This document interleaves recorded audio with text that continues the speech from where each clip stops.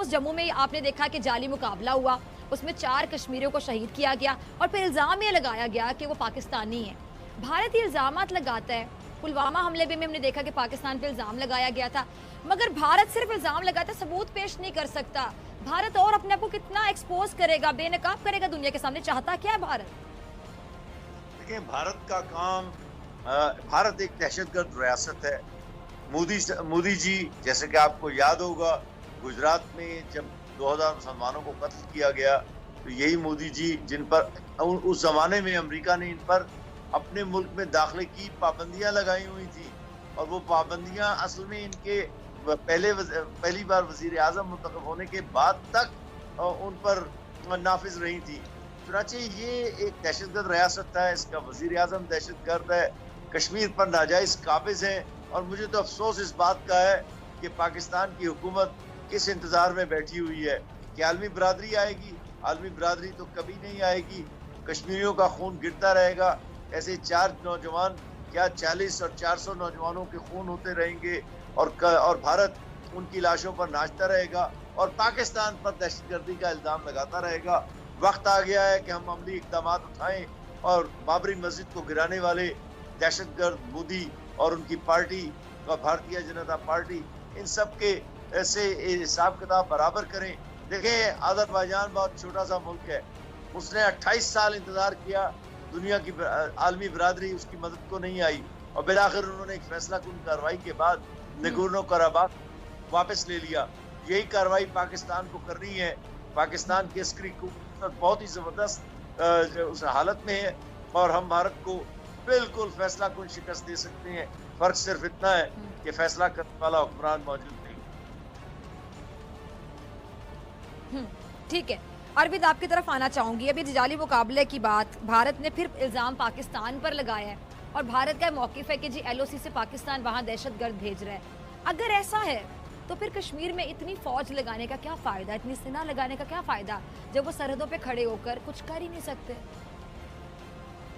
आपने प्रोग्राम में फिर से दावत दी, इसके लिए आपका बहुत बहुत शुक्रिया।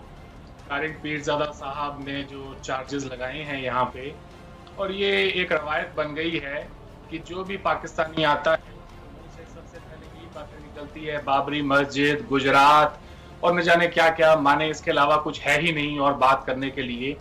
मैं उम्मीद कर रहा था कि आज का जो मौजू है हम उसके ऊपर बात करते, ना सिर्फ ये इंडिया पाकिस्तान का हर वक्त जो है एक दूसरे पे इल्जाम तराशी, कोई एक संजीदा गुफ्तगू का आगाज होता तो बहुत अच्छा लगता। खैर, एक गुजरात का वाकया है जिसको मुसलमान बार बार बोलते रहते हैं।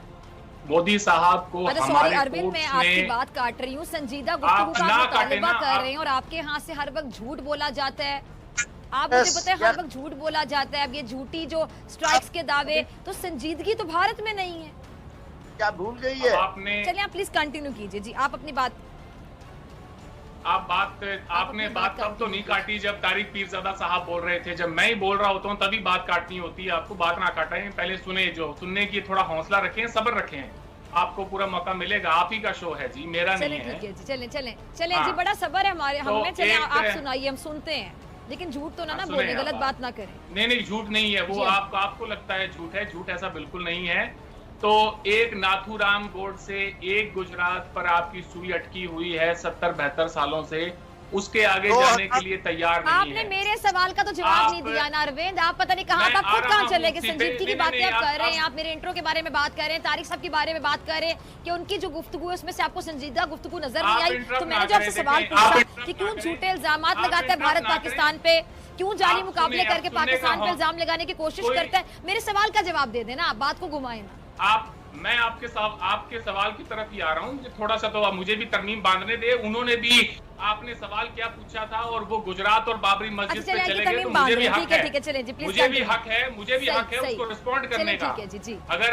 अगर तारिक पीरज़ादा साहब ने इस वाकये पे बात की होती तो मैं उसी पर आता, लेकिन पहले आपने जो कहा है मैं उसका जवाब देता हूं। एक बाबरी मस्जिद है जिसका आप बार बार जिक्र करते रहते हैं। मैं आपको ये बता दूं, हिंदुस्तान के हिंदुओं के हर शहर के अंदर, हर मुकद्दस शहर के अंदर हमारे जो मस्जिद हैं वो मंदिरों के बराबर शाना बशाना खड़ी हैं।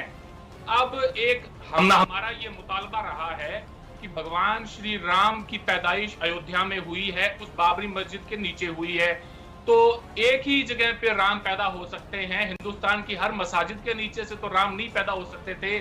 तो मुसलमानों को चाहिए था कि वो गंगा जमुना तहजीब के चलते और हिंदुओं को वो जगह दे देते। अगर मसला होता आपके यहाँ पर तो आपने तो मौका भी नहीं देना था, ना कोई मुकदमा होता, ना ही कोई अदालत लगती, आपने फैसला ऑन द स्पॉट करना था, जैसा 47 में आपने किया। अब आ जाते हैं मोदी साहब पे, तो मोदी साहब को हमारे कोर्ट्स ने बिल्कुल उनको हर जो आपने इल्जाम लगाया उससे बरी किया है। अब बार बार एक जो घिसा पिटा रिकॉर्ड बजाने का कोई मतलब नहीं बनता। ये आपको समझ लेना तो चाहिए। आपके कोर्ट पे भी सवालिया निशान है, कोर्ट पे कोई सवालिया निशान नहीं है। निशान है। अब नहीं कोई सवालिया निशान नहीं है। कम ऑन, एक बनाना रिपब्लिक से तो आप कंपैरिजन ना करें ना हिंदुस्तान की अदालतों का। अब आ जाते हैं आपके सवाल की तरफ। तारिक, आप जरा इसका जवाब मैं आपसे लूंगी, आपकी बारी पर जरा पॉइंट नोट कर लें जी, कि भारत में वाकई इंसाफ है क्या? भारतीय अदलिया के बारे में क्या आपकी राय? तारिक, मैं आपकी तरफ आऊंगी, पहले मुझे जी आप कंप्लीट करें, फिर मैं अली रजा की तरफ भी आ रही हूँ जी। बड़ी मेहरबानी। तो अब इनके सवाल का जी, भारत एक दहशतगर्द रियासत है। आपके बोल देने से भारत दहशतगर्द रियासत नहीं बन जाती है। अगर भारत दहशतगर्द रियासत होती तो यूनाइटेड नेशंस की तरफ से डेजिग्नेटेड टेररिस्ट ऑर्गेनाइजेशंस में हमारे भी मुल्कों का नाम होता। FATF में आप जो सफाइयां देते फिर रहे हैं पीरजादा साहब, वो इस बात की तस्दीक करती है कि टेररिस्ट मुल्क आप हैं। दुनिया भर की बैंड टेररिस्ट ऑर्गेनाइजेशंस आपके यहाँ पे पाई जाती हैं जनाब, हिंदुस्तान में नहीं पाई जाती। आपने हाफिज सईद को जेल में डाला हुआ है, सजा दी है। FATF में इंडिया सफाइयां देता नहीं फिर रहा, आप फिर रहे हैं जनाब। तो आप, ये बड़ा कन्वीनियंट है, मे बी पब्लिक कंजम्पशन के लिए आप बोल दें, मगर कुछ सुनने वाला है नहीं इन बातों को।